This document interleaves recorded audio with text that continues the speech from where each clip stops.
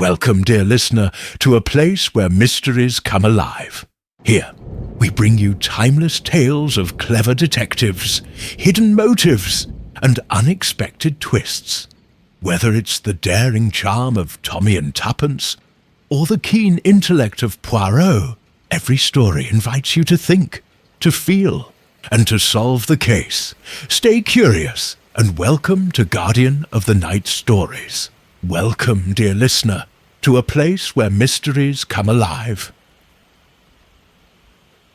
Here, we bring you timeless tales of clever detectives, hidden motives, and unexpected twists.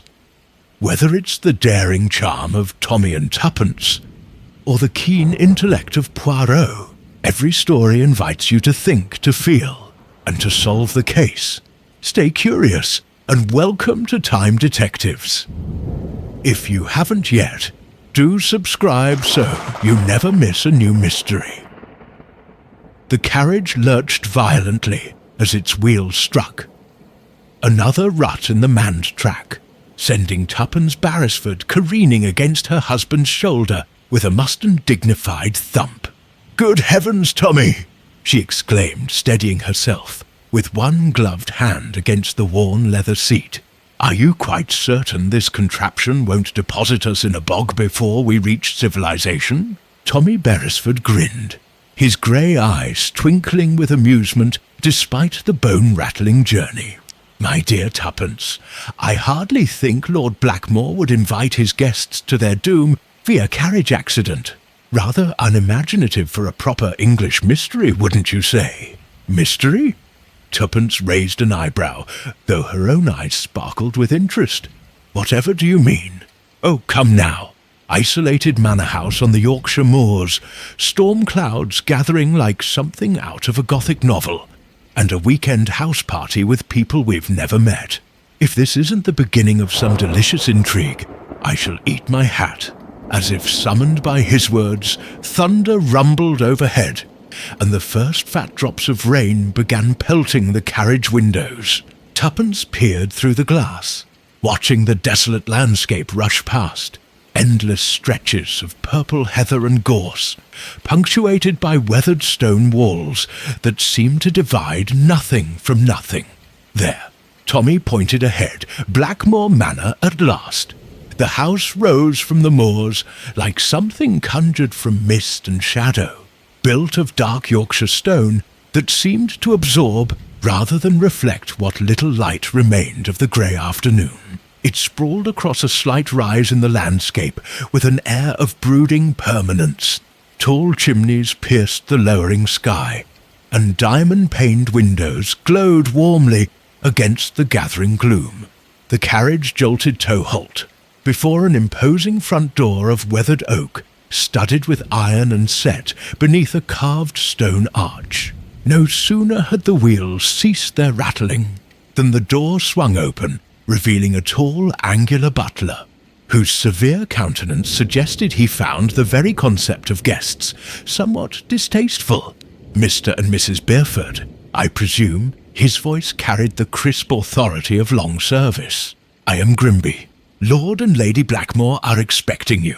Tommy handed Tuppence down from the carriage, both of them grateful to stretch their legs after the interminable journey from the railway station.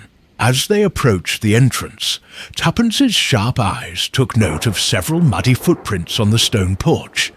Curious, since the rain had only just begun. "Rather a lot of coming and going for such weather," she murmured to Tommy. He followed her gaze and nodded almost imperceptibly.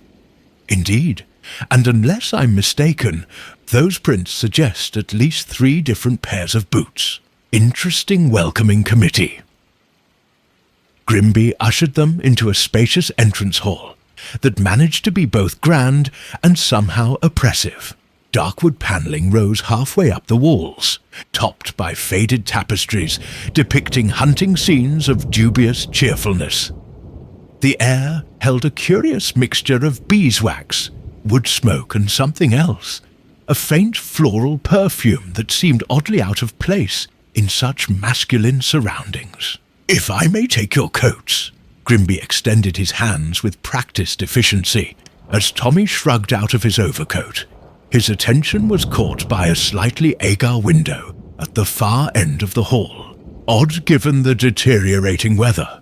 Tuppence, meanwhile, had noticed an elaborate display cabinet positioned near the main staircase. Its glass doors were firmly locked, and the collection within, what appeared to be antique daggers and small ceremonial weapons, seemed incongruous with the rest of the hall's furnishings.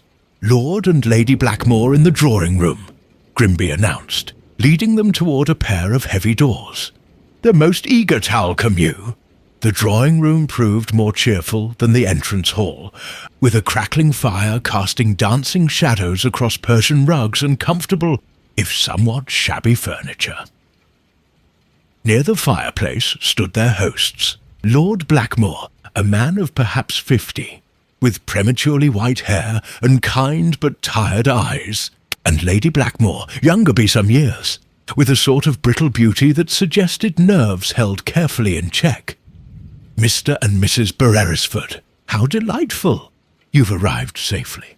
Lady Blackmore came forward with outstretched hands, though Tuppence noted a slight tremor in her smile. "I do hope the journey wasn't too dreadful. The weather has been simply ghastly all week." "Not at all," Tommy replied gallantly, though privately he thought he'd rather face a German U-boat than another ride in that particular carriage. "The moors are magnificent, even in such dramatic conditions." "You're very kind," Lord Blackmore said, his voice carrying a faint Yorkshire accent. "That's strange. I fear we've rather thrown you in at the deep end, inviting you to join our little house party when you've only just returned from abroad." "But Agatha," Lady Blackmore was so determined to meet the famous Mr. and Mrs. Beresford. "Famous!" Tuppence laughed. "I hardly think solving a few puzzles qualifies us for fame." "Nonsense," Lady Blackmore said, though her laugh seemed forced. "Your adventures have been the talk of London. A real-life detecting couple. How perfectly thrilling." Before either Tommy or Tuppence could respond, the door opened to admit a middle-aged woman in housekeeper's attire. She was handsome in a severe way, with steel-grey hair pulled back in a tight bun, and eyes that missed nothing. "Mrs. Pembroke, our housekeeper," Lord Blackmore said by way of introduction. "She keeps us all in line, don't you, Mrs. Pembroke?" "Indeed, my lord." Her curtsy was respectful, but brief. "I've prepared the blue room for Mr. and Mrs. Beresford. Shall I show them up now? Or would you prefer they meet the other guests first?" "Other guests?" Tommy inquired politely. "Oh, yes," Lady Blackmore said, and this time her smile seemed more genuine. "We have quite a delightful little party gathered. Sir Julian Hartley arrived this morning. Such a charming man, though perhaps a trifle mysterious about his business affairs. And my cousin Eliza is here, Miss Fenwick. You know, she's been helping me catalogue some of the family papers. Anyone else?" Tuppence asked, settling into a chair near the fire. "Captain Mortimer, a dear friend of my late father's," Lord Blackmore replied. "Splendid fellow, though he has an unfortunate habit of watching everyone as if he expects them to make some tactical error. Army training, I suppose, and Mrs. Carroll from the village has joined us as well. She knows absolutely everyone for miles around and has the most entertaining stories." "Don't forget Dr. Sharp," Lady Blackmore added. "Such an interesting man. He's writing a history of the manor and the surrounding area. Quite obsessed with local legends and such, as if summoned by their conversation." Footsteps echoed in the hall, and a young man in footman's livery appeared at the door. He was perhaps 20, with sandy hair and a nervous manner that made him fidget with his white gloves. "Begging your pardon, my lord," he said, his voice barely above a whisper. "Mrs. Pembroke asked me to inquire about dinner arrangements." "Thank you, William," Mrs. Pembroke said briskly.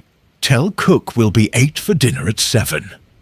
The young man bobbed his head and disappeared as quickly as he'd come. "New to service, that one," Lord Blackmore explained apologetically. "But Mrs. Pembroke assures me he's eager to learn. Tommy and Tuppence exchanged a glance. In their experience, nervous servants in country house parties often prove to be either innocent witnesses or guilty parties, rarely anything in between. "Well then," Lady Blackmore said, rising gracefully, "shall we have Mrs. Pembroke show you to your room? You'll want to rest before dinner, and I'm sure you'd like to meet the other guests properly." As they followed the housekeeper up the grand staircase, Tuppence whispered to Tommy, "Notice anything particular?" "Several things," he murmured back. "The locked cabinet, that open window, and our hostess's nerves for starters, plus those muddy footprints and the curious perfume in the hall." Tuppence added, "I do believe you were right about this weekend, my dear Tommy." "How so?" "It's going to be anything but dull." Behind them, thunder crashed with renewed vigour, and the first real fury of the storm began its assault on Blackmore Manor. Chapter 2. Guests and Oddities. The Blue Room proved to be a guests and oddities comfortable chamber overlooking the moors. Its walls hung with faded silk that might once have been a cheerful azure, but had mellowed to the colour of a winter sky. Tuppence stood at the tall windows, watching the storm lash the heather, while Tommy investigated the wardrobe with the thoroughness of a man who had learned never to trust appearances. "Nothing unusual," he reported, closing the heavy oak doors. "Though I must say, the view from here would give one an excellent perspective of anyone approaching the manor or leaving it." Tuppence added thoughtfully, "Tommy, did you notice how Lady Blackmore's hands trembled when she mentioned the other guests? Indeed, and Lord Blackmore seemed rather keen to explain away the nervous footman. In my experience, when hosts feel compelled to make excuses for their staff before anyone's complained, there's usually something worth investigating." A soft knock interrupted their conversation. "Come in," Tups called. Mrs. Pembroke entered carrying fresh towels, her severe expression unchanged. "I trust the room meets with your approval." "Perfectly, thank you," Tommy replied. "We were just admiring the view. One can see for miles across the moors." "When the weather permits, yes." The housekeeper's tone was neutral, but Tuppence caught a flicker of something, concern, warning in her eyes. "Dinner will be served at 7 in Thesmall dining room. The other guests will gather in the drawing room at 7 for sherry." "How thoughtful," Tuppence said. "We're looking forward to meeting everyone properly." Mrs. Pembroke paused at the door. "A word of advice, if I may. The manor can be unsettling to those unfamiliar with its ways. I'd recommend staying to the main corridors after dark. Some of the older wings have floors that aren't entirely sound." After she left, Tommy raised an eyebrow. Helpful warning or subtle threat? With housekeepers, it's often difficult to tell, Tuppence mused. "Shall we venture down to meet our fellow guests? I'm rather curious about this mysterious Sir Julian and the cousin whose catalogue in family papers." The drawing room had gained several occupants since their earlier visit. Lady Blackmore stood near the fireplace with a tall, distinguished gentleman, whose expensive tailoring couldn't quite disguise a certain hardness around the ears. This, Tommy surmised, must be the charming but secretive Sir Julian Hartley. In a corner chair sat a young woman of perhaps 25, unremarkable at first glance, with mousy brown hair and a quiet manner. She was bent over what appeared to be old documents, occasionally making notes in a leather-bound journal. Miss Eliza Fenwick, the cousin, no doubt. But it was the third newcomer who immediately commanded attention. Captain Mortimer stood with military bearing near the windows, his weathered face and piercing blue eyes giving him the appearance of a man accustomed to command. He observed the room with the systematic attention of someone conducting a reconnaissance. "Ah, Mr. and Mrs. Beresford." Lady Blackmore's voice carried a note of relief. "Do come and meet everyone." Sir Julian stepped forward with practice charm.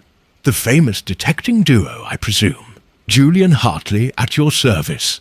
His handshake was firm, his smile perfectly calibrated.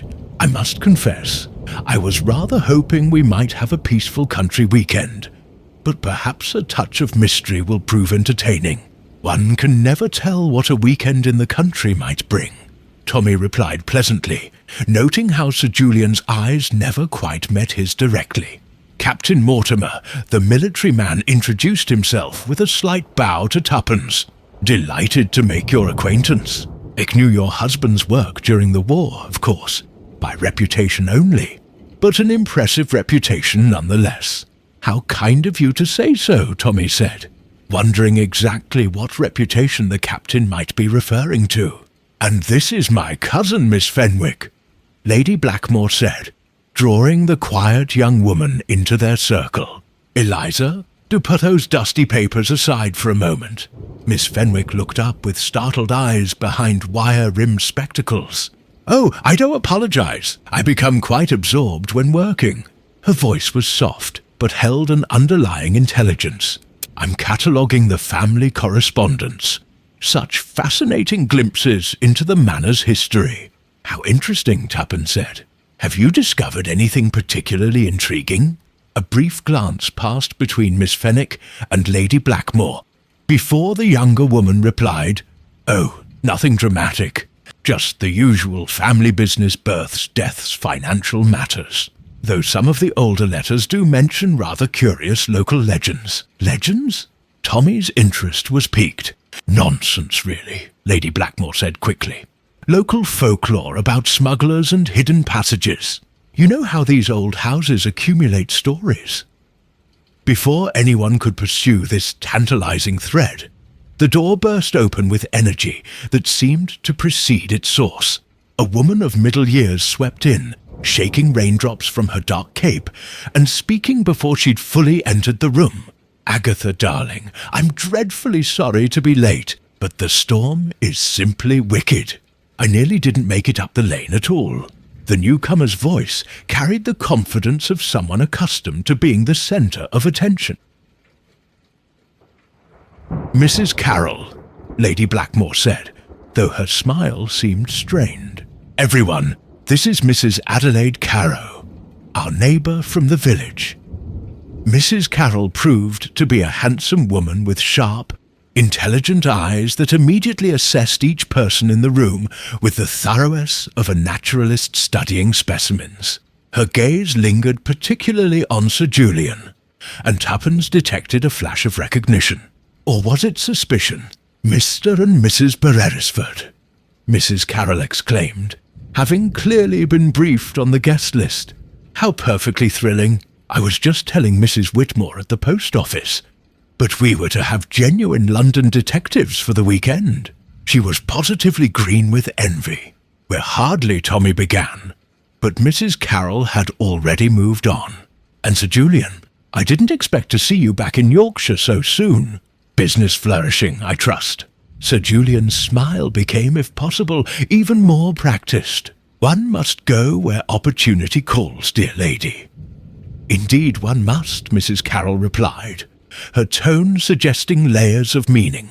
I do hope your current opportunities prove more successful than your last venture in these parts. An uncomfortable silence fell over the group.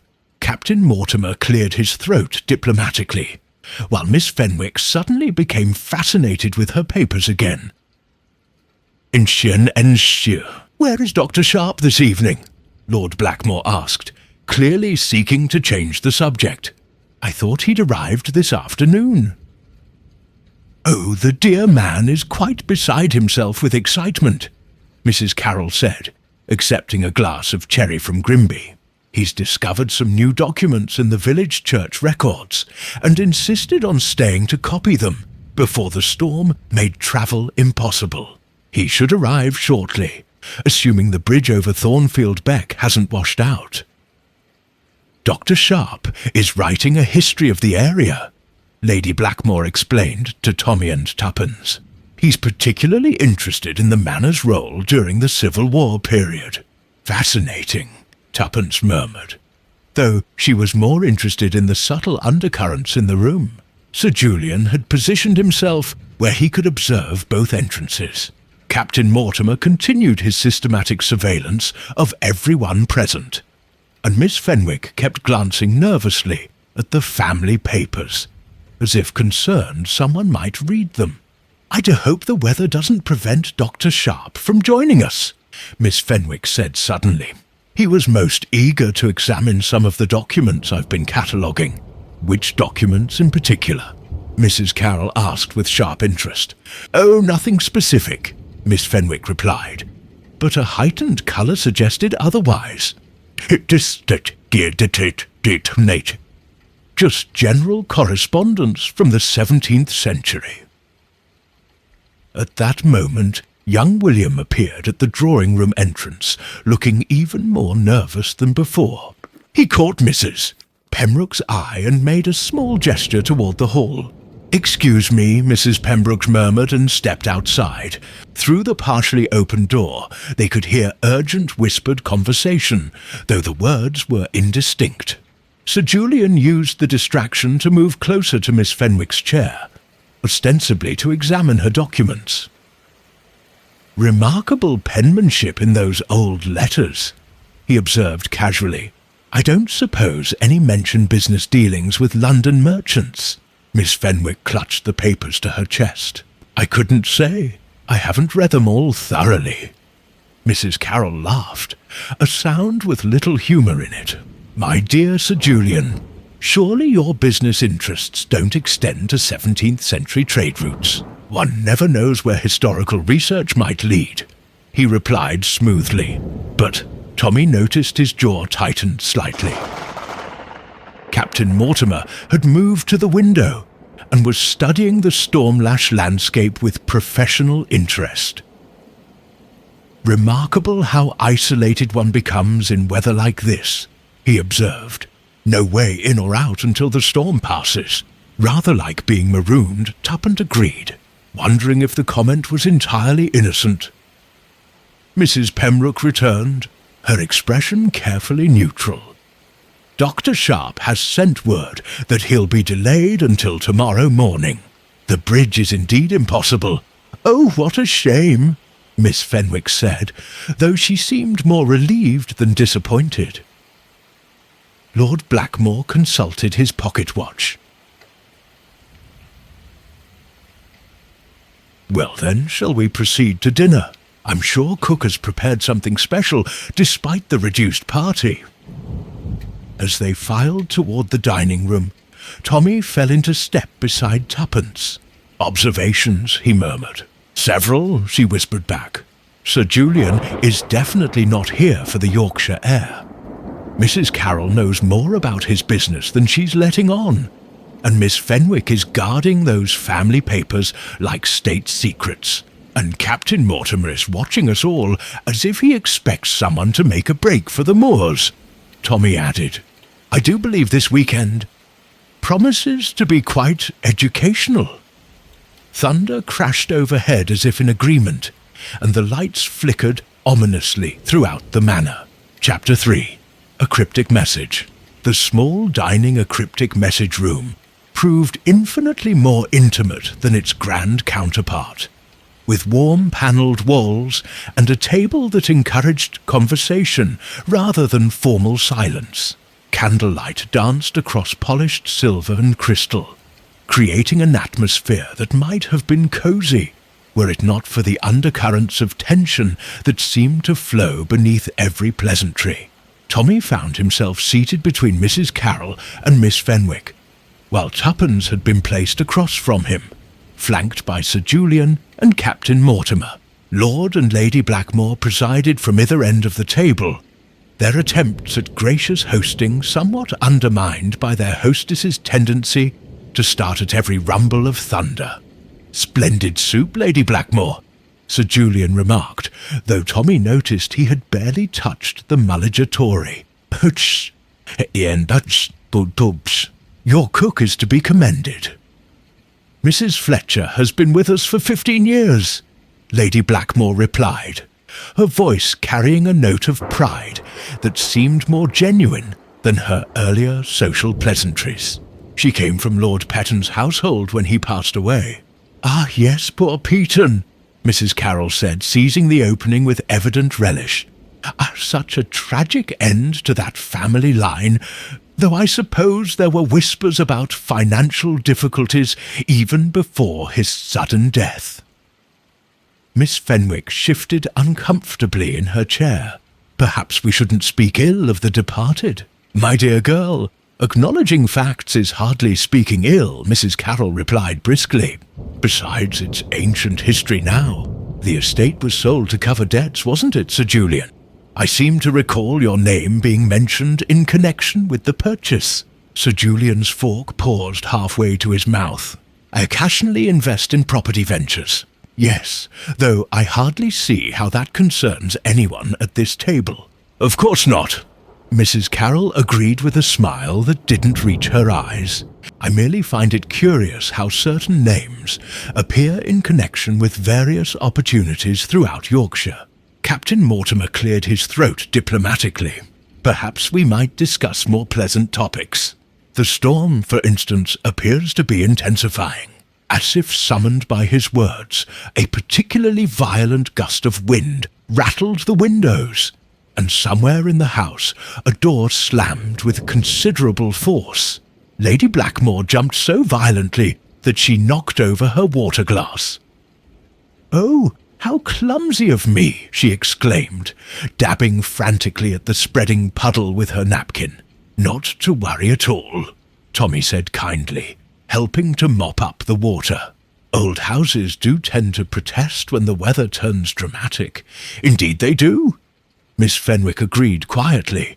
"I've been reading accounts of previous storms in the family correspondence. There was one in 1847 that supposedly blew in all the windows on the east wing." "Supposedly?" Tuppence inquired. "Well, some of the details seem rather embellished. Family letters often contain more drama than fact, I found."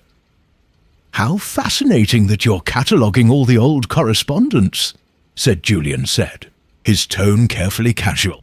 "I don't suppose you've come across anything relating to business dealings, old contracts perhaps, or financial agreements?" Miss Fenwick's colour heightened. "I'm primarily focused on domestic correspondence, letters between family members, that sort of thing." "Of course," Julia murmured, though his eyes remained thoughtful. It was at this moment that Grimby appeared at Lord Blackmore's elbow, carrying a silver salver, upon which rested a single sealed envelope. The butler's expression, if possible, seemed even more severe than usual. "Begging your pardon, my lord," he said in his measured tones, "but this was just delivered." "Delivered?" Lord Blackmore looked surprised. "In this weather? Who on earth?" "The messenger didn't give his name, my lord." Young lad soaked through. He handed this to William at the kitchen door and disappeared back into the storm before anyone could question him properly. Lord Blackmore took the envelope with evident puzzlement. It was of ordinary paper, addressed simply to Lord Blackmore Manor, in a spidery hand that seemed to have been written with some haste. "How very odd," he murmured, turning it over in his hands. The wax seal bore no distinguishing marks. "Well, aren't you going to open it, Charles?" Lady Blackmore asked, though her voice carried a note of apprehension. "I suppose I must." Lord Blackmore broke the seal and unfolded what appeared to be a single sheet of paper. As he read, High's expression grew increasingly grave. "Charles." Lady Blackmore's voice was barely above a whisper. "What is it?" For a moment Lord Blackmore seemed unable to speak. Then, with obvious reluctance, he cleared his throat and read aloud, "Beware the storm, and secrets that walk among you. What was hidden shall be revealed, and what was thought safe shall be questioned. The past has many eyes, and some debts can never be forgotten." Silence fell over the table like a heavy blanket. The only sounds were the crackling of the fire and the relentless assault of rain against the windows. Mrs. Carroll was the first to break the quiet, letting out a nervous laugh. "Well, how perfectly melodramatic. Someone clearly has too much time on their hands and has been reading too many sensation novels. A prank? Surely, Sir Julian agreed, though Tommy noticed his knuckles were white where they gripped his wine-glass. Some village lad with an overactive imagination. But who would venture out in such weather merely to deliver a piece of nonsense? Captain Mortimer asked practically. And how would a village boy know who would be dining here tonight? Miss Fenwick had gone quite pale. The handwriting, she whispered. It looks almost familiar. Familiar? How? Tuppence asked gently. I'm not certain. Perhaps from one of the old letters I've been cataloguing, but that's impossible. Surely. Tommy had been studying Lord Blackmore's face during this exchange. Might I examine the envelope? He asked politely. Of course. Lord Blackmore handed it over readily enough, though his hands trembled slightly. Tommy turned the envelope over in his hands, noting the quality of the paper, the style of the handwriting, and the faint smudge of what might have been mud near the seal. The ink is fresh, he observed. Written within the last few hours, I'd say. And the paper, while ordinary, is of good quality. Not the sort a village prankster would typically use. What are you suggesting? Lady Blackmore asked faintly. Merely that whoever wrote this message took some care with its composition. Tommy replied diplomatically. The phrasing is quite deliberate. Secrets that walk among you, Tuppence repeated thoughtfully. That suggests the writer believes someone at this table is harbouring secrets. We all have secrets, my dear, Mrs. Carroll said with forced lightness. The question is whether any of them are worth threatening people about. Sir Julian set down his glass with unnecessary force. I resent the implication that any of us would be involved in something requiring threats or warnings. No one has implied anything of the sort, Captain Mortimer said calmly, though his military bearing seemed more pronounced. However, we must consider the possibility that someone wished to disrupt this gathering for reasons we don't yet understand. Miss Fenwick suddenly stood swaying slightly. I'm sorry. I feel rather unwell. Might I be excused? Of course, my dear, Lady Blackmore said with obvious concern. Shall I have Mrs. Pembroke? No, thank you. I just need some air. Perhaps a brief walk in the corridor. She hurried from the room, leaving her napkin crumpled beside her plate and her wine barely touched. Sensitive creature, Mrs. Carroll observed. Though I suppose cataloguing dusty old letters might give anyone the vapours eventually. She seemed particularly disturbed by the handwriting, Tuppence noted. Young ladies often have fanciful notions, Sir Julian said dismissively. I wouldn't read too much into it. Tommy folded the mysterious note carefully and handed it back to Lord Blackmore. With your permission, I'd like to examine this more thoroughly tomorrow in better light. By all means, though I can't imagine what you might discover that we haven't already observed. One never knows, Tommy replied mildly. Sometimes the most innocent-seeming details prove significant. As if to punctuate his words, thunder crashed overhead with such violence that the candles flickered, and somewhere in the depths of the manor, something fell with a distant crash. Good heavens, Lady Blackmore breathed. I do hope the roof holds. I'm sure it will, Lord Blackmore said with more confidence than his expression suggested.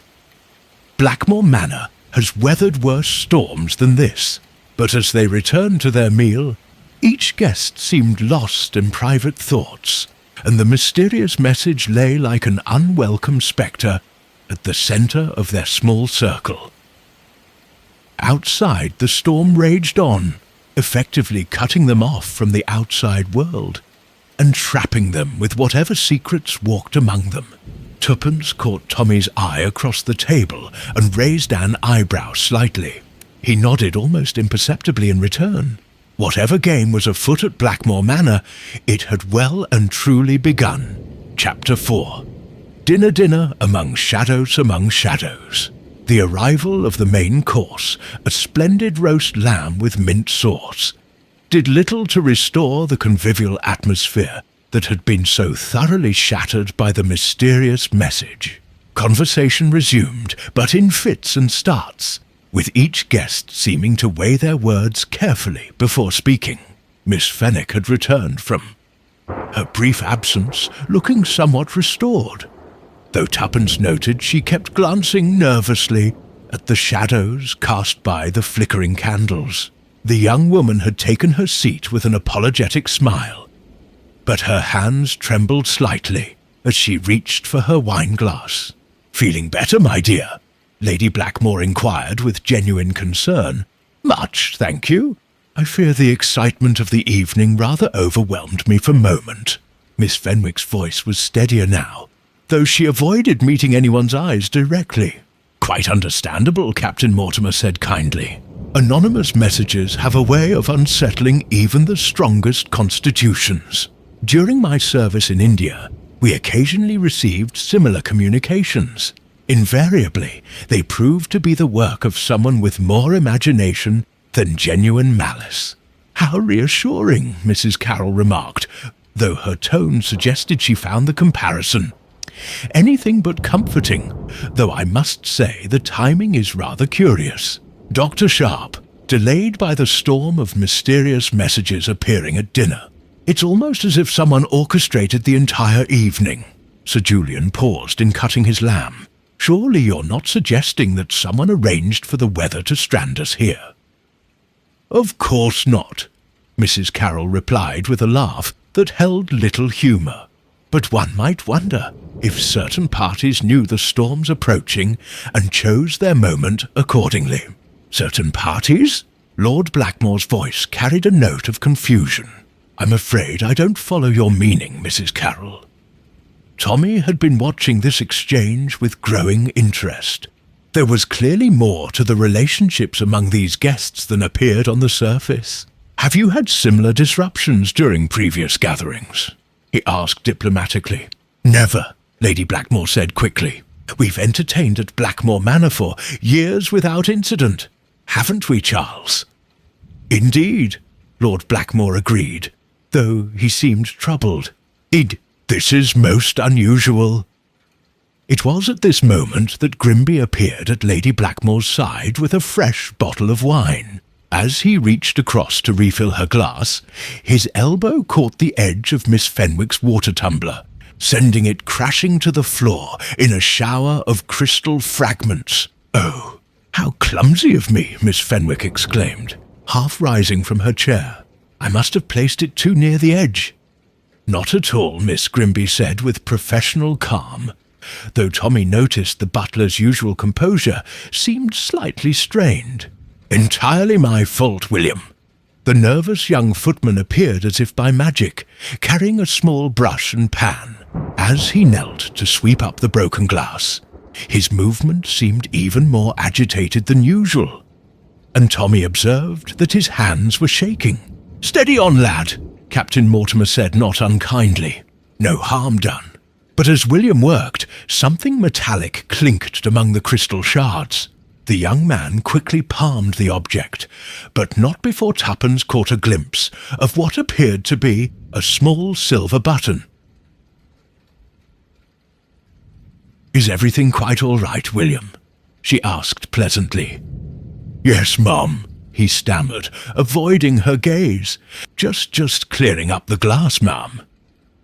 When the footman had finished and departed with obvious relief, conversation gradually resumed.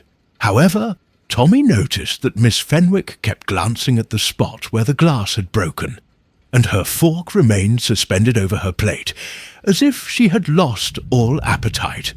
"I do hope Dr. Sharp will be able to join us tomorrow," she said suddenly, apropos of nothing. "I was rather counting on his expertise regarding some of the historical documents." "Historical documents can wait," Sir Julian said with what seemed like forced casualness. "After all, they've survived this long. Another day or two hardly matters.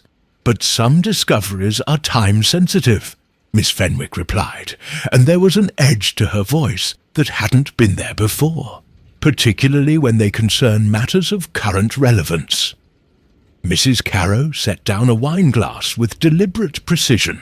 Current relevance, my dear. How intriguing.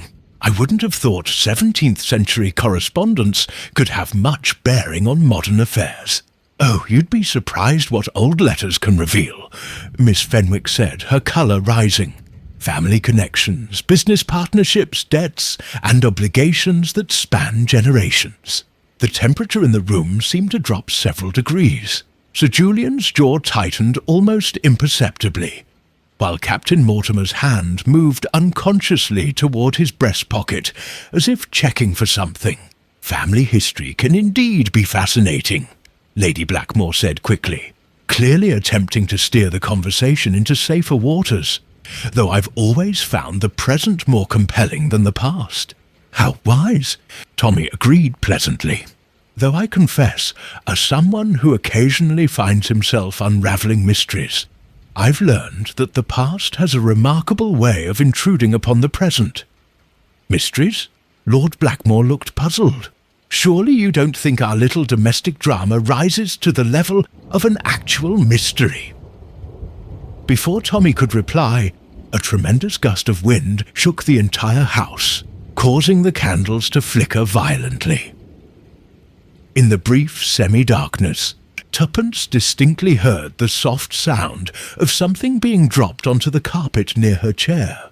When the flame steadied, she glanced down discreetly and spotted what appeared to be a folded piece of paper beside her foot. With the practiced nonchalance of someone accustomed to noticing details, she managed to retrieve it without attracting attention. The paper was small, hastily torn from what might have been a larger sheet, and bore a single line written in pencil. "The cabinet holds more than weapons." Tuppence's pulse quickened as she recalled the locked display case in the entrance hall. She caught Tommy's eye and made the slightest gesture toward her napkin, where she had concealed the note. "I say," Captain Mortimer said suddenly, "did anyone else hear that odd noise just now? Sounded like footsteps in the corridor." They all listened intently, but heard only the storm's relentless assault on the manor. "Météo. Just the house settling," Lord Blackmore suggested, though he seemed uncertain. "Kitty. These old buildings make all manner of sounds during storms." "Perhaps," Captain Mortimer agreed, though his expression suggested he remained unconvinced. "Still, I could have sworn I heard deliberate footsteps." Mrs. Carroll laughed nervously. "You'll have us all jumping at shadows soon, Captain. Next, you'll be suggesting we have uninvited guests lurking in the corridors. Would that be so impossible?" Miss Fenwick asked quietly. "After all, someone delivered that message earlier. Who's to say they didn't find a way inside?" The suggestion sent a chill through the gathering that had nothing to do with the storm. Lady Blackmore's face went quite pale, while Sir Julian's hand moved protectively toward his jacket pocket. "Surely not," Lord Blackmore protested. "The house is quite secure, and besides, who would venture out in such weather?" "And someone with compelling reasons," Tommy observed mildly. "Though I suspect our mysterious correspondent is closer to hand than we might think." His words hung in the air like an unspoken accusation. Around the table, 6 faces reflected varying degrees of guilt, fear and calculation in the dancing candlelight. Outside, the storm showed no signs of abating, and somewhere in the depths of Blackmore Manor, a clock began to chime the hour with ominous deliberation. A Sudden Fall, Chapter 5. A sudden fall. The remainder of dinner passed with an undercurrent of tension that no amount of polite conversation could entirely mask. When Lady Blackmore finally suggested they adjourn to the drawing-room for coffee, the relief around the table was palpable. "And entered. What a splendid idea," Mrs. Carroll declared with forced enthusiasm, "though I confess, after such a substantial meal, I could do with a breath of fresh air." "Fresh air?" Captain Mortimer looked incredulous. "In this weather?" Well, perhaps not quite fresh air," she mended with a nervous laugh. "But the conservatory adjoins the drawing-room, and it's sheltered enough. Sometimes a brief change of scene can be most restorative." Tommy noticed that Sir Julian appeared particularly keen on this suggestion, rising from his chair with suspicious alacrity. Miss Fenwick, however, seemed reluctant to leave the relative safety of the dining room. "I think I'll just collect my papers from the drawing room and retire early," she said quietly. "Renard, it is say ma'am. The excitement of the evening has rather exhausted me." "Nonsense," Lady Blackmore replied, though her smile seemed strained. "You mustn't hide away like a hermit. Besides, we still haven't had proper coffee, and Mrs. Fletcher has prepared her special shortbread." As they made their way back to the drawing-room, Tuppence managed to whisper to Tommy. The note mentioned the cabinet. "We really must find an opportunity to examine it properly."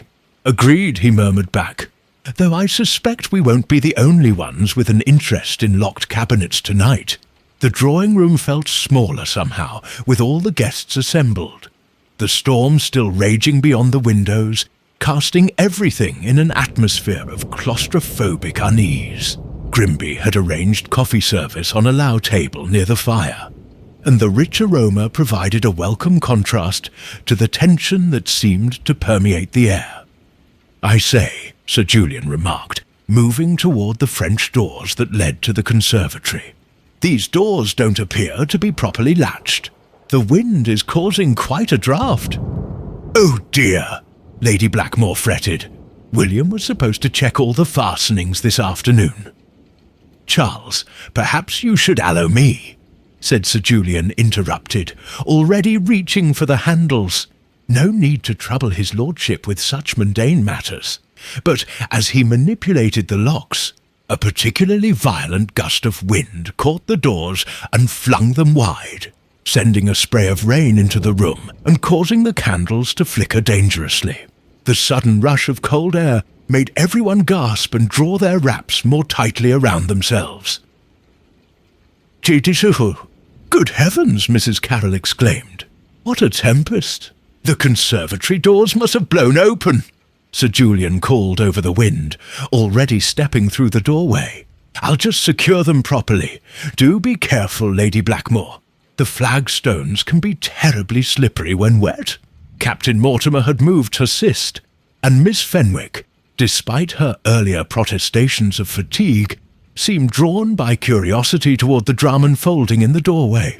Tommy and Tuppence exchanged glances and followed, along with Mrs. Carroll, who never seemed to miss an opportunity for excitement. The conservatory was an elegant glass-walled extension that in daylight would have provided lovely views of the formal gardens. Now, with rain lashing against the windows and wind howling through the partially opened outer doors, it felt more like standing inside a storm cloud.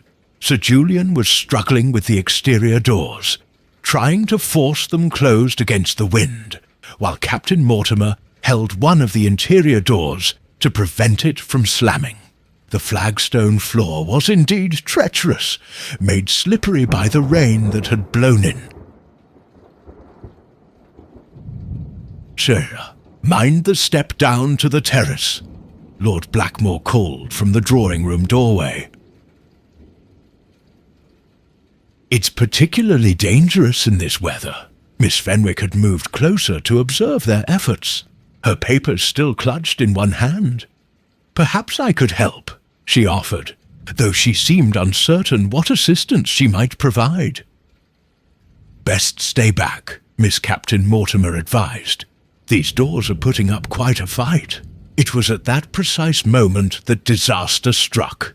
A tremendous gust of wind, stronger than any that had come before, caught the exterior doors and wrenched them from Sir Julian's grasp. The force of it sent him staggering backward just as Miss Fenwick stepped forward to offer assistance.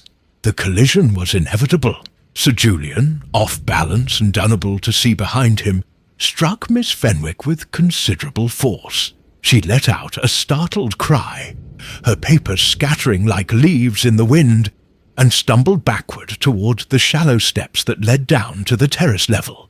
For a moment that seemed to stretch into eternity, she teetered on the edge, arms windmilling frantically for balance. Then, with a sickening thud, she fell backward onto the stone steps, her head striking the flagstones with an audible crack. The scream that followed, high, piercing, and full of genuine terror, came not from Miss Fenwick, who lay ominously still, but from Lady Blackmore, who had witnessed the entire sequence of events from the drawing-room doorway. "Eliza!" she shrieked, rushing forward despite the treacherous conditions. "Oh God, Eliza!" Chaos erupted.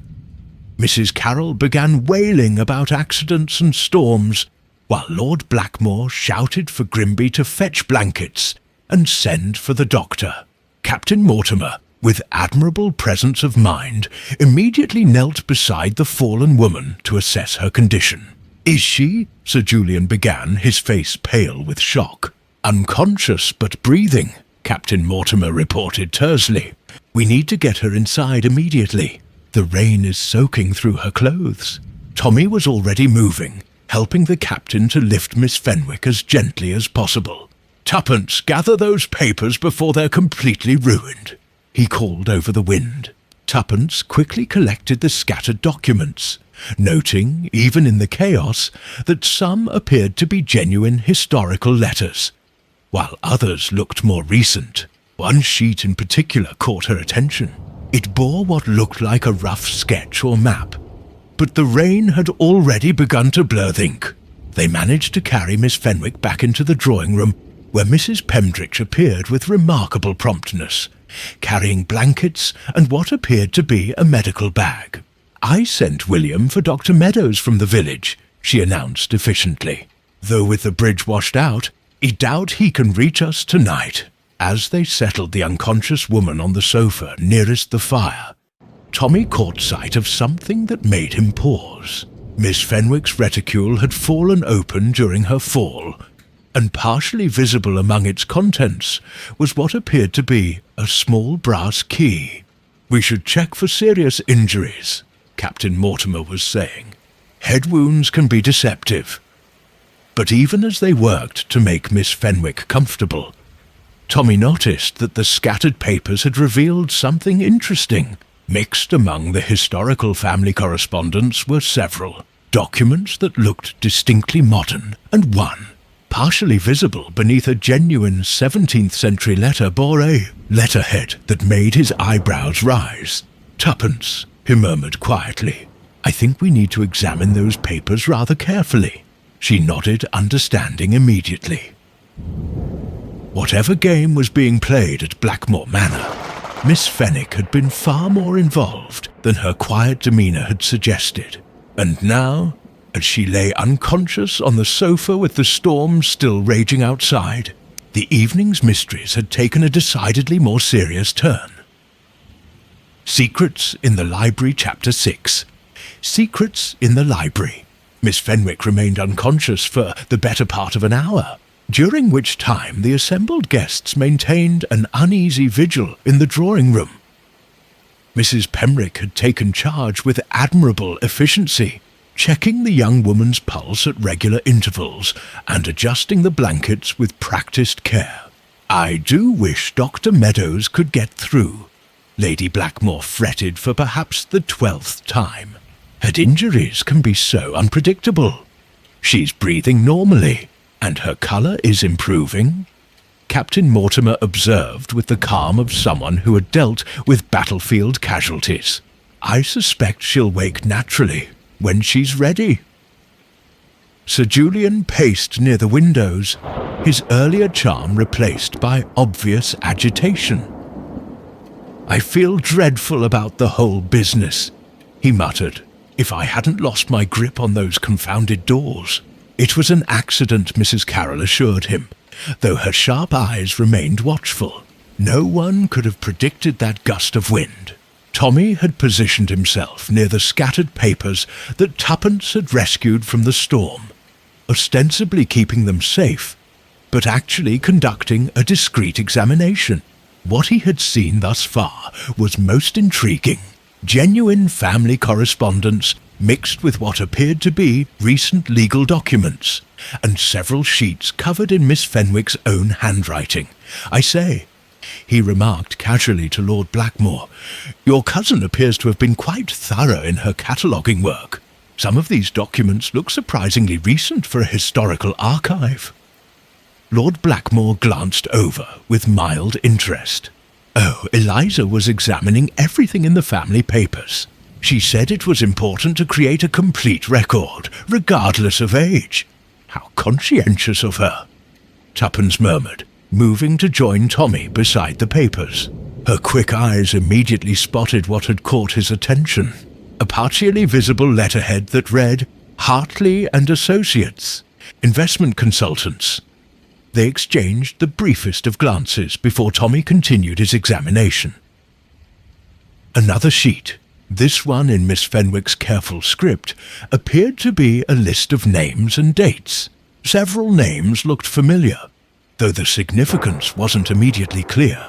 It was at this moment that Miss Fenwick stirred, letting out a soft moan that brought everyone to attention. "Eliza!" Lady Blackmore rushed to her side. "My dear, how do you feel?" Miss Fenwick's eyes fluttered open, confusion evident in her expression. "What happened?" "I remember the doors." And then she tried to sit up, wincing as the movement evidently caused her head to throb.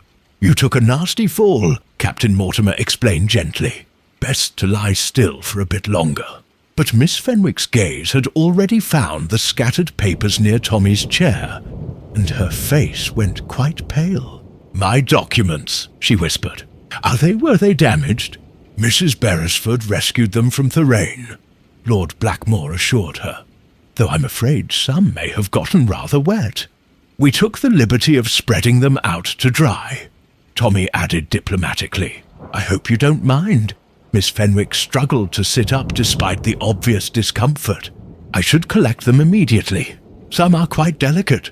"Please don't distress yourself," Tuppence said kindly. "We've been very careful with them. Though I couldn't help noticing what an interesting variety of documents you've been working with." A flush crept up Miss Fenwick's neck. "Yes. Well, the family archives are quite extensive. One finds all sorts of things mixed together over the generations, including recent business correspondence." Tommy inquired with perfect innocence. The colour in Miss Fenwick's cheeks deepened considerably. That is, some of the current family business does relate to historical matters." Sir Julian had stopped his pacing and was now watching the exchange with sharp attention. "I say, Miss Fenwick, you're not feeling well enough for an interrogation. Perhaps we should let you rest." "How thoughtful of you, Sir Julian," Mrs. Carroll observed with a slight smile. "Though I confess, I'm rather curious about these mysterious documents myself. Historical research can be so fascinating." Miss Fenwick made another attempt to rise, this time with more success, though she swayed alarmingly. Mrs. Pembroke immediately moved to steady her. "I really should retire," Miss Fenwick said weakly. "The evening has been rather overwhelming." "Of course," Lady Blackmore agreed, "but perhaps Dr. Meadows should examine you first thing in the morning, just to be certain." "That won't be necessary," Miss Fenwick replied quickly. "I'm sure I'll be perfectly fine by morning." As Mrs. Pianchik helped her from the room, Tommy noticed that Miss Fenwick's gaze lingered on the papers with obvious anxiety. The moment she'd gone, he turned to Lord Blackmore. "I don't suppose you'd mind if we had a look at your library? After all this talk of family documents, I find myself quite curious about the manor's history." "Capital idea," Lord Blackmore replied with the first genuine enthusiasm he'd shown all evening. "Though I warn you, it's rather a jumble. We've never had it properly organised." "How delightful," Tuppence said. "There's nothing quite like exploring an uncatalogued library." Thelebury proved to be a magnificent room-lined floor, tesiling with leather-bound volumes, many of which appeared not to have been disturbed in decades. A massive fireplace dominated one wall, while tall windows looked out onto the storm-lashed moors. "Help yourselves," Lord Blackmore said expansively.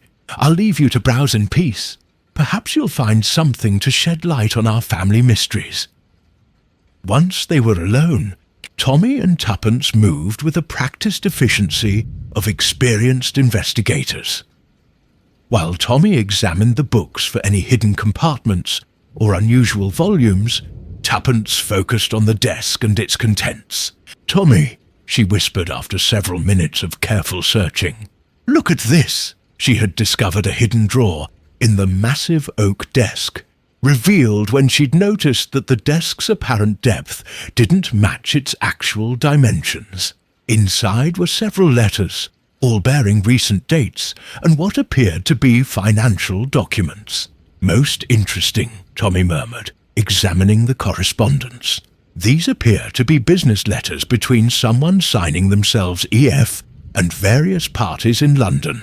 "E.F. Eliza Fenwick," Tuppence noted. "But these aren't about historical cataloguing, are they?" "Hardly. This one mentions the Peaton matter and refers to documents that could prove embarrassing to certain parties if made public. And this," Tuppence added, holding up another letter, "discusses compensation for discretion and mentions a sum of $500. Tommy whistled softly. "It would seem our quiet little cousin has been conducting some business of her own." They continued their search, discovering more hidden papers behind a loose panel in the bookcase. These included what appeared to be copies of legal documents, several bearing the letterhead of various Yorkshire law firms, and a partially burned note that had clearly been rescued from a fire. "Can you make out what it says?" Tuppence asked, squinting at the damaged paper. "Something about the manor and rightful ownership," Tommy replied. "And there's a reference to proving the validity of something, but the rest is too damaged to read." "Proving the validity of what, I wonder? Perhaps this will help," Tommy said, producing a small brass key from behind a row of books. "It looks remarkably similar to the one we glimpsed in Miss Fenwick's reticule. The matching key. How curious. What do you suppose it opens?" "I have a theory about that," Tommy replied with a grin. "Remember that note you received at dinner? The cabinet holds more than weapons. The lock display case in the entrance hall." Tuppence breathed. "Of course, but we'll need to be careful. If Miss Fenwick has been conducting secret business involving the manor, there may be others with an interest in whatever that cabinet contains. Indeed, and given the events of this evening, I suspect we're not the only ones who will be conducting nocturnal investigations." As if summoned by his words, the sound of footsteps echoed in the corridor outside. Tommy quickly pocketed the key while Tuppence gathered the papers they discovered. "We should return to our room," she whispered. "But first thing tomorrow, we examine that cabinet." "Agreed. Though I suspect tomorrow may bring revelations that will cast this entire evening in a very different light." They slipped from the library just as the footsteps passed by, noting with interest that whoever had been prowling the corridors had been moving with considerable stealth. Back in their room as they prepared for bed, Tuppence remarked thoughtfully, "You know, Tommy, I'm beginning to suspect that Miss Fenwick's fall wasn't entirely accidental." "How so?" "Well, consider this sequence of events. A cryptic message warns of secrets walking among us. Miss Fenwick becomes agitated about historical documents that prove not to be entirely historical, and then she conveniently falls unconscious just as questions begin to be asked. You think she staged her own accident? I think someone wanted those papers scattered and examined. The question is whether that someone was Miss Fenwick herself, or someone else entirely." Outside their window, the storm continued its relentless assault on Blackmore Manor. But within its walls, human storms were brewing that promised to be far more dangerous than any weather. Chapter 7. Clues on the Moors. Dawn broke grey clues on the moor sand sullen over Blackmore Manor, though the ferocious storm of the previous evening had finally exhausted itself. Tommy stood at their bedroom window, watching wisps of mist rise from the Soden moors, while Tuppence finished dressing behind him. The rain stopped at last, he observed. Perfect opportunity for a morning constitutional, wouldn't you say? Indeed, Tuppence replied, pinning her hat at a practical angle. Amazing how one's appetite for fresh air increases when there are outdoor clues to be examined. They made their way downstairs to find the entrance hall empty, save for young William, who was attempting to mop up puddles near the front door with the nervous efficiency that seemed to characterize all his movements. "Good morning, William," Tommy said pleasantly. "Rather a wild night, wasn't it?" "Yes, sir," the footman replied without looking up. "Terrible storm, sir. Water got in everywhere. I don't suppose you noticed anything unusual during the night? Sounds, perhaps, or movements about the house?" William's mop stilled for just a moment. "No, sir. That is just the storm, sir. Makes all sorts of noises. A storm does." Tuppence caught Tommy's eye and raised an eyebrow slightly. William was clearly lying, but pressing him now would likely yield nothing but increased anxiety. "We thought we'd take a turn about the grounds," she announced brightly.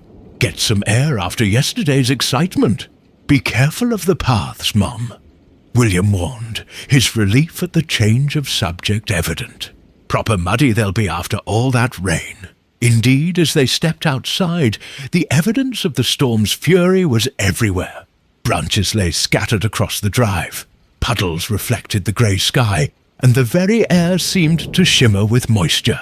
But it was the ground itself that drew Tommy's immediate attention. "Good Lord," he murmured, kneeling to examine the churned earth near the front steps. "Look at this, Tuppence." The mud told a fascinating story. Multiple sets of footprints crossed and recrossed the area. Some clearly from the previous evening, when the guests had struggled with the conservatory doors. But others appeared fresher, made after the worst of the rain had stopped. Someone was very active during the small hours, Tuppence observed, crouching beside him. "See these prints heading towards the moors? They're quite distinct from the others." Tommy studied the trail carefully. A man's boots, I'd say. Size 10 or 11 with a distinctive wear pattern on the left heel. And heading directly towards that outcropping of rocks. They followed the muddy trail across the waterlogged lawn and onto the mend proper. The going was treacherous with hidden bog holes and slippery stones, but the footprints remained clear in the soft earth. Whoever made these was in quite a hurry, Tuppence noted as they picked their way carefully between tusks of heather, and not particularly concerned about being followed, or perhaps very concerned about reaching their destination quickly, Tommy suggested. The question is, what could be so urgent as to drive someone out into such weather? Their answer came as they approached the rocky outcropping. There, wedged between two stones and partially concealed by a clump of gore, was a leather satchel, still damp from the rain, but clearly placed there deliberately. "Well, well," Tommy said softly. "Someone's hiding place, I think." Tuppence looked around nervously. "Should we? I mean, if someone went to such trouble to conceal it, all the more reason to examine it, I'd say." Tommy carefully extracted the satchel from its hiding place. It was of good quality leather with brass fittings that showed signs of regular use. Inside, wrapped in oiled cloth, were several bundles of papers and what appeared to be a small wooden box. More documents, Tuppence sighed. This manor seems positively awash with mysterious paperwork. But as Tommy unfolded the first bundle, his expression grew grave. "These aren't family papers, my dear. These are legal documents, deeds, contracts, and good heavens. What is it? This appears to be a will. A recent will made out in favour of—" He paused, reading more carefully. "Someone named Elizabeth Fenwick, described as rightful heir to the Blackmore estate. Elizabeth Fenwick. But surely that's our Miss Eliza. It would appear so. And, according to this document dated just 6 months ago, the late Lord Petton, Mrs. Carrow mentioned him at dinner, left everything to Miss Fenwick, rather than allowing his estate to be sold for debts. Tuppence frowned. But I thought Sir Julian was involved in purchasing the Peaton estate. So did I, which makes this rather inconvenient for certain parties. They continued examining the contents of the satchel. The wooden box contained what appeared to be official seals and stamps, while another bundle of papers seemed to be correspondence between Miss Fenwick and various London solicitors. "Tommy," Tuppence said suddenly, "look at this handkerchief." She had found a delicate piece of linen caught on a nearby bush, clearly torn from a larger garment. The fabric was of good quality, with an embroidered initial in one corner. J. Tommy read for Julian, perhaps, or perhaps for someone else entirely. But it's been here recently since the rain stopped, I judge. As they prepared to continue their search, a voice called out across the moors, looking back toward the manor. They could see a figure waving from an upstairs window. "That's Mrs. Carroll," Tuppence observed. "She seems rather agitated." Indeed, even at this distance, Mrs. Carroll's gestures suggested considerable urgency. They quickly replaced the satchel in its hiding place, careful to range the gorse exactly as they'd found it. "We'll need to return later," Tommy decided. "But first let's see what has Mrs. Carroll in such a state."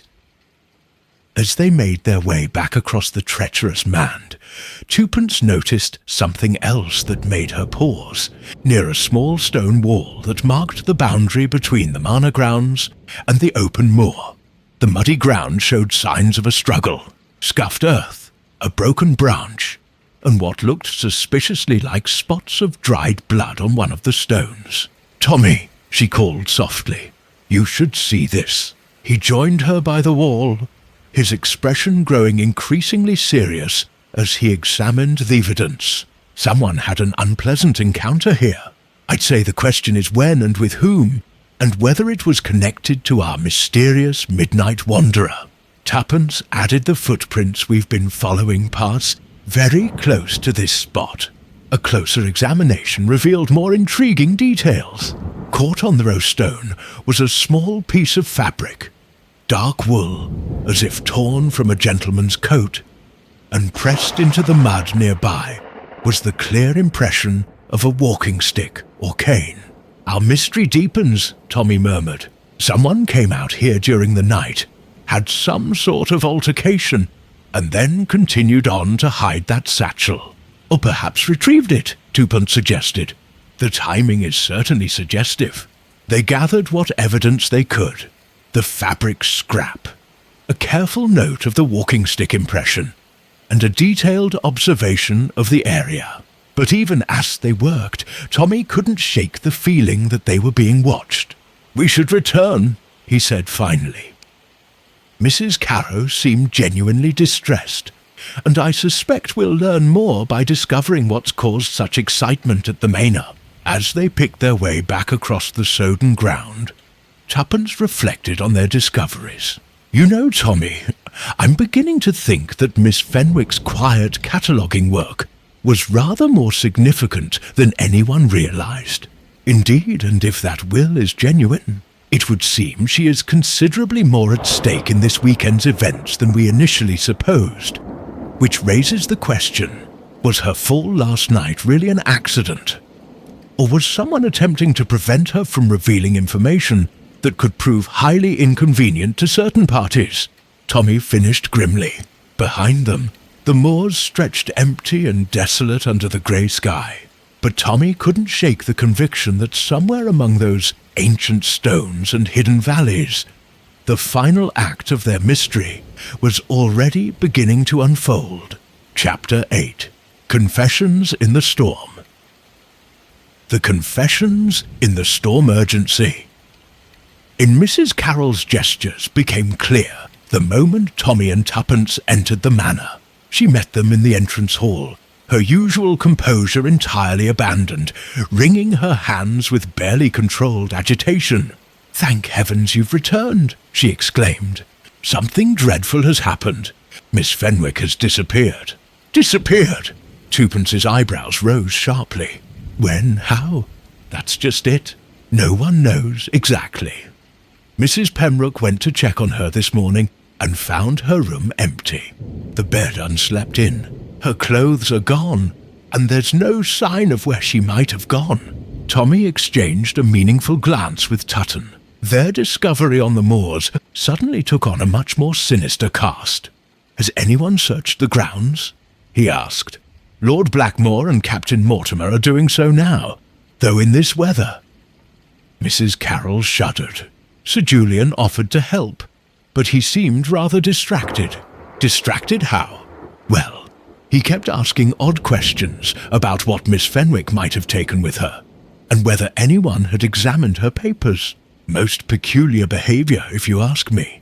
Before Tommy could respond, the sound of voices in the corridor announced their turn of the search party. Lord Blackmore appeared first, his clothes muddy and his expression grim, followed by Captain Mortimer, who looked every inch the military man, despite the civilian clothes. "Any luck?" Mrs. Carroll asked hopefully. "None at all," Lord Blackmore replied heavily. "It's as if she simply vanished into thin air. Though we did find something rather disturbing near the old shepherd's hut." "What sort of something?" Tommy inquired with studied casualness. Captain Mortimer pulled a torn piece of fabric from his pocket. This was caught on a bramble bush about half a mile north of the manor. "It appears to match the dress Miss Fenwick was wearing last evening." Tuppence examined the fabric carefully.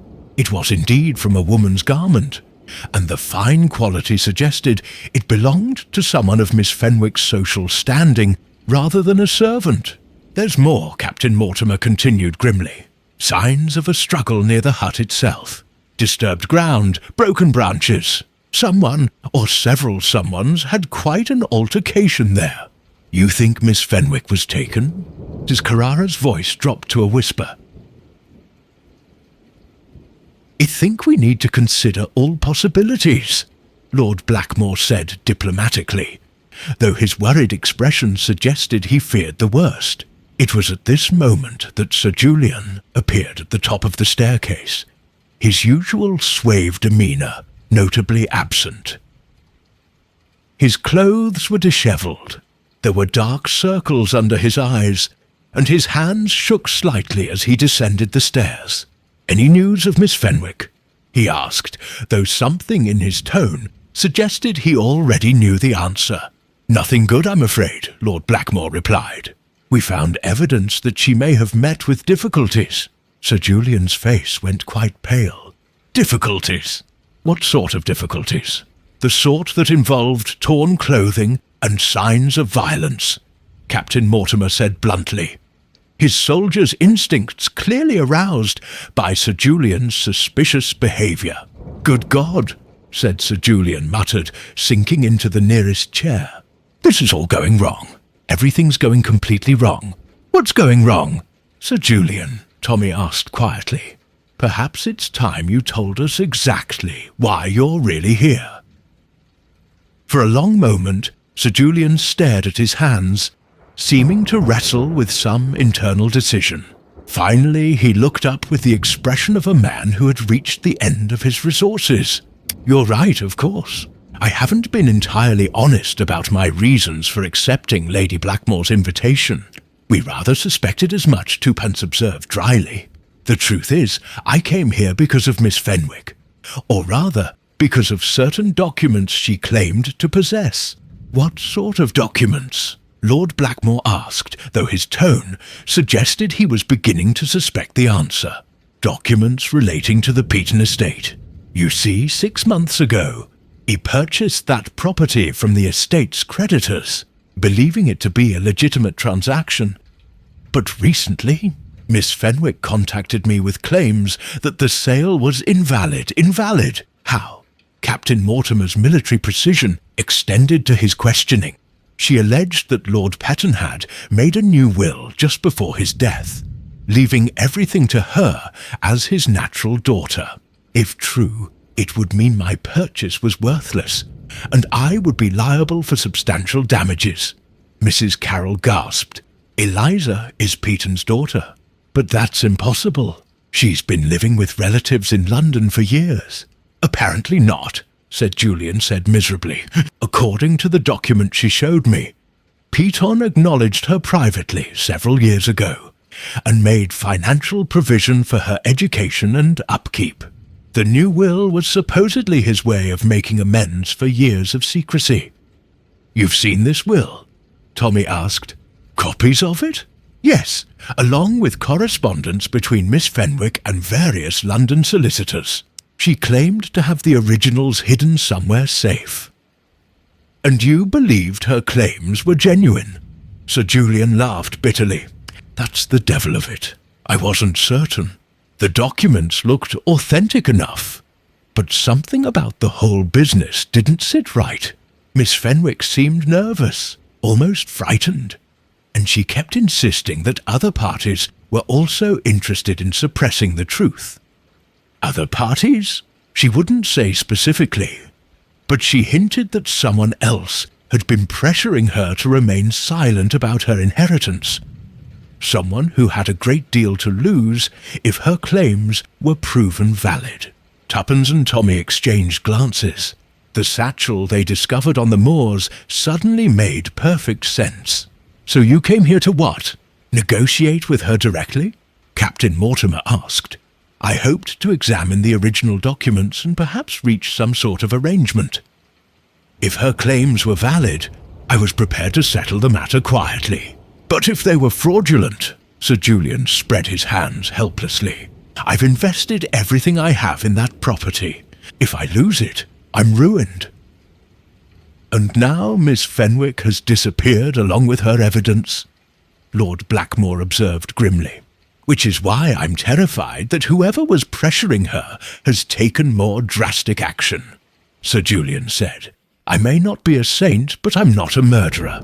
If something has happened to that girl because of this business, his voice trailed off, but the implication hung heavy in the air. Mrs. Carroll had been listening to this exchange with growing amazement. You mean to say that quiet little Eliza was blackmailing people? Not blackmailing, said Julian, corrected quickly. At least not in the traditional sense. She genuinely seemed to believe her claims were valid. But she was definitely using the threat of public exposure to force negotiations. The question now, Tommy said thoughtfully, is whether Miss Fenwick has fled of her own accord, or whether someone has ensured her permanent silence. There's another possibility, Tuppence added quietly. What if Miss Fenwick orchestrated her own disappearance to make her claim seem more credible? A threatened AIS generates more sympathy than a mere claimant? The suggestion sent a chill through the assembled group. Outside, clouds were gathering again, and the first drops of a new storm began pattering against the windows. Whatever the truth, Captain Mortimer said grimly, we need to find her quickly. If she's genuinely in danger, every moment counts. But even as he spoke, Tommy couldn't shake the feeling that they were already too late, and that Miss Fenwick's disappearance was only the beginning of the revelations that would emerge before this grey morning was through. Chapter 9, the culprit revealed. I think, Tommy. The culprit revealed announced with quiet authority. It's time we all gathered in the drawing room for a proper discussion of the night's events. Something in his tone made everyone turn to look at him with sudden attention. Even Mrs. Carroll, rarely at a loss for words, seemed to sense that a moment of significance had arrived. Say, you've discovered something, Tuppence observed, reading the familiar signs in her husband's expression. Sal, actually, and I believe it's time to shed some light on the rather elaborate charade that's been played out at Blackmore Manor. They assembled in the drawing room with the solemnity of a tribunal. Lord and Lady Blackmore took their customary places by the fireplace, while Sir Julian chose a chair that afforded him a clear view of both entrances. Captain Mortimer positioned himself with military precision near the windows, and Mrs. Carroll settled herself where she could observe everyone's reactions. Mrs. Pembroke appeared as if summoned, taking a discreet position near the door, while young William hovered nervously in the corridor beyond. First, Tommy began, settling into the chair that commanded the best view of the assembled company. Let me address the matter of Miss Fenwick's disappearance. I'm pleased to report that she is not in fact missing. What? Sir Julian half rose from his chair. But you searched the grounds? Yes, but you didn't search the manor itself thoroughly enough. Tommy's smile was gentle but knowing. Miss Fenwick has been hiding in the old servants' quarters since before dawn. A collective gasp arose from the gathering. But before anyone could voice their questions, Tommy continued, the question is not where she is, but why she felt the need to stage such an elaborate disappearance. The answer lies in a combination of genuine fear and calculated deception. Lady Blackmore leaned forward anxiously. Fear of what? Fear of exposure, I'm afraid. You see, Miss Fenwick's claims about the Peaton inheritance are quite genuine, but not in the way she led Sir Julian to believe. Tommy paused, allowing the significance of this to register. She is indeed Lord Pebbleton's daughter, and there was indeed a recent will leaving her the estate. But the will was not hidden because of family scandal or illegitimate birth. Then why? Captain Mortimer asked. Because the original will, the one that allowed the estate to be sold to pay debts, was forged. Miss Fenwick discovered this when she was cataloguing family papers and found correspondence between certain parties discussing the fabrication of documents. Sir Julian's face had gone quite pale. You're saying I purchased the property illegally? Not knowingly, perhaps, but yes, the sale was fraudulent. The genuine Wildos indeed leave everything to Miss Fenwick, and has done so for over 2 years. But who would forge such documents? Mrs. Carroll asked. And why?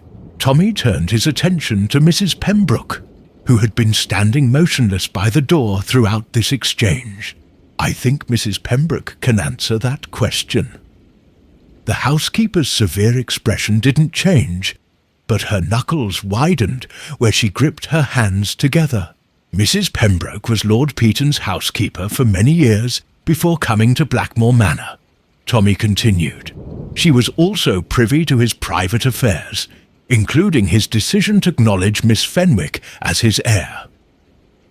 That proves nothing, Mrs. Pianchik said quietly, perhaps not by itself, but combined with your access to the manor's letterhead, your knowledge of legal procedures from years of managing household affairs, and your obvious distress when Miss Fenwick began her cataloguing work. Tommy shrugged eloquently. You forged the original will. Lord Blackmore sounded incredulous. She had help, Tuppence interjected smoothly. The handwriting required considerable skill, and the legal language needed to be precisely correct to fool the creditors and solicitors. All eyes turned to follow her gaze, which had settled on Captain Mortimer. Captain Mortimer has excellent penmanship. I noticed it when he signed the guest register yesterday. He also has extensive experience with military paperwork and legal documents. And most tellingly, he has a walking stick with a distinctive brass head that matches the impression we found on the moors this morning. Captain Mortimer straightened with military bearing, but his face had taken on a resigned expression. How did you know? He asked quietly. Several things gave you away, Tommy replied. Your immediate concern about footsteps in the corridor last night suggested you were monitoring movement in the house. Your systematic observation of all the guests indicated professional surveillance rather than casual interest, and your knowledge of Miss Fenwick's condition after her fall was remarkably detailed for someone without medical training. But why? Lady Blackmore asked, clearly struggling to understand. Why would you both conspire to defraud an estate? Mrs. Pembroke finally spoke, her voice heavy with years of suppressed resentment. Because Lord Peaton promised us both positions in his new household when he acknowledged Miss Fenwick, generous pensions, comfortable retirement.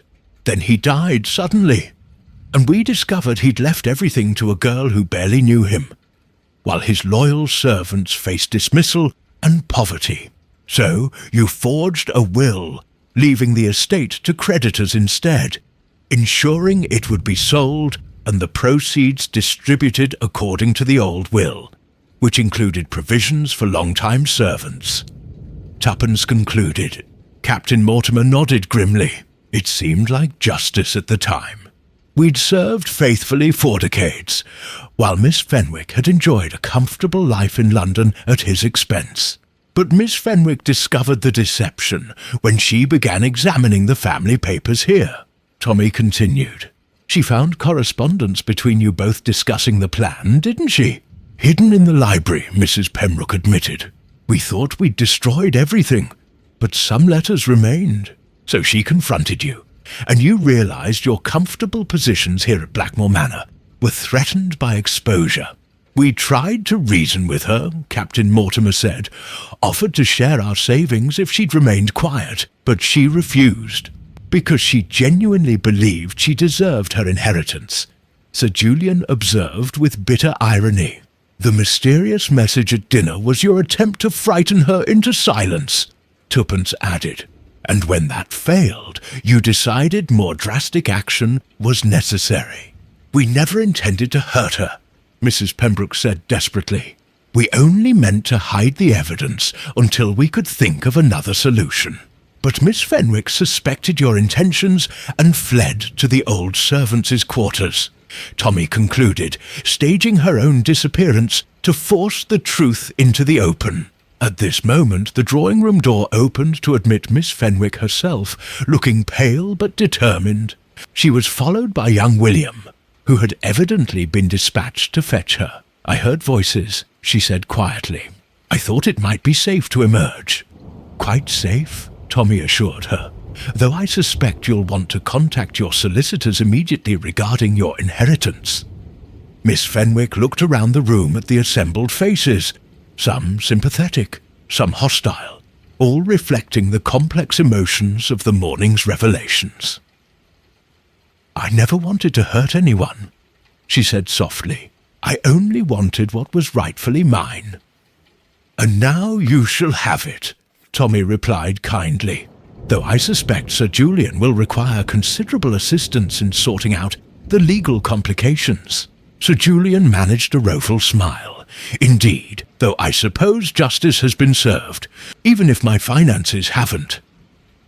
Outside, the storm clouds were finally beginning to break, and the first rays of genuine sunlight began to penetrate the gloom that had shrouded Blackmore Manor since their arrival. After the Tempest, Chapter 10. Calm after the tempest. The afternoon sun streamed through the drawing-room windows with a particular brilliance that follows a violent storm, casting everything in sharp relief and banishing the shadows that had seemed so ominous only hours before. The assembled company had dispersed to deal with the practical consequences of the morning's revelations, leaving Tommy and Tuppence alone with their hosts. Mrs. Pembroke and Captain Mortimer had been quietly escorted to the village by Grimby, who had accepted the morning's extraordinary events with the unflappable demeanour that distinguished truly superior butlers. They would face the local magistrate and ultimately the consequences of their misguided attempt at justice. I still can hardly believe it, Lady Blackmore said, settling into her favourite chair with the air of someone who had aged considerably in the space of a few hours. Mrs. Pembroke seemed so reliable, so moral. Desperation can drive even moral people to extraordinary lengths, Tuppence observed gently, though I suspect she genuinely believed she was righting a wrong rather than committing one. Lord Blackmore stood by the windows, gazing out at the moors that sparkled now, with puddles reflecting the clear sky. The irony is that if they'd simply spoken to Miss Fenwick directly, they might have reached some accommodation. She doesn't strike me as vindictive. Indeed not, Tommy agreed. In fact, I suspect she would have been quite generous to long-time servants who had shown loyalty to her father. It was the deception that she couldn't tolerate. Miss Fenwick herself had departed for London an hour earlier, accompanied by Sir Julian, who had gallantly offered to help her navigate the legal complications of reclaiming her inheritance. Their shared adversity had created an unlikely partnership, and Tommy suspected that Sir Julian's charm might yet prove more valuable to him than his business acumen had been. "Do you think they'll sort it out satisfactory?" Lady Blackmore asked. "Oh, I expect so," Tuppence replied with a smile. "Sir Julian strikes me as a man who lands on his feet, and Miss Fenwick has certainly proven herself capable of managing complex affairs. Between them, they should be able to untangle the legal mess." Mrs. Carroll had also taken her leave, though not before extracting every possible detail about the case, for her inevitable retelling to the village. Her departure had been accompanied by profuse thanks to Tommy and Tuppence for their detective work, along with several pointed hints about future mysteries that might benefit from their attention. "She'll dine out on this story for months," Lord Blackmore observed, with the first genuine smile he'd shown since their arrival, "though I suspect her version will grow more dramatic with each telling." "As these things tend to do," Tommy agreed amiably.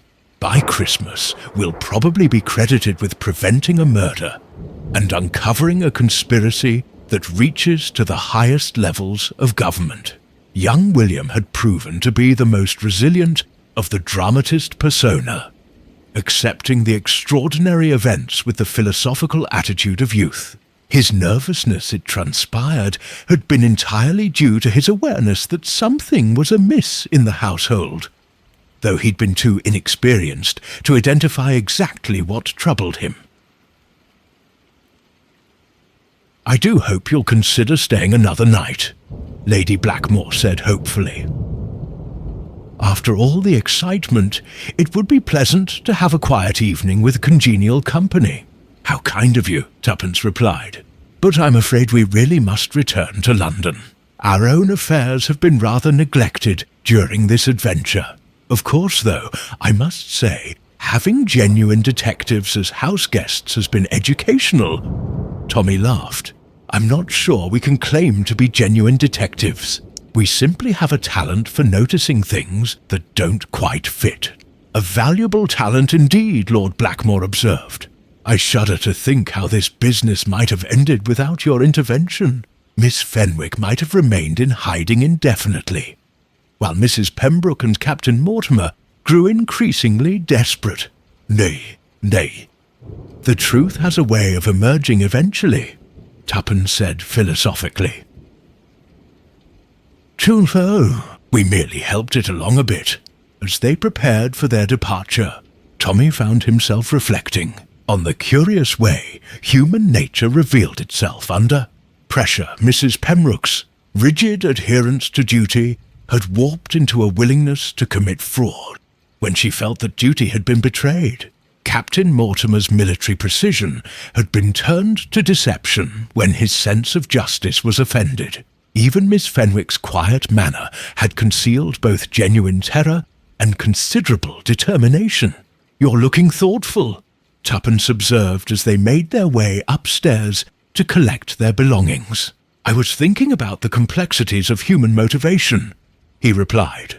"How people can convince themselves that wrong actions serve right purposes, and how Thesmalist lies can grow into the most elaborate deceptions."